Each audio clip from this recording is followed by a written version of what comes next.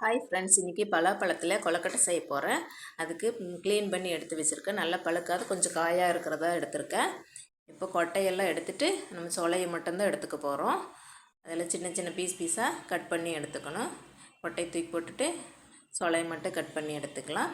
எடுத்துகிட்டு நீ அதை வேக வைக்கணும். ஒரு பாத்திரத்தை அடுப்பில் வச்சுட்டு கொஞ்சமாக தண்ணி விட்டுட்டு வேக வைக்கணும். நல்லா வெந்துடணும். வெந்ததுக்கப்புறம் கொஞ்சம் சர்க்கரை ஒரு கப்பு, தேங்காய் ஒரு கப்பு, கொஞ்சம் நிலக்கடலை வறுத்து பொடி பண்ணி வச்சுருக்கேன். அதையே போட்டுட்டு நெய் ஒரு ஸ்பூன் விட்டுட்டு நல்லா வதக்கி விடணும்.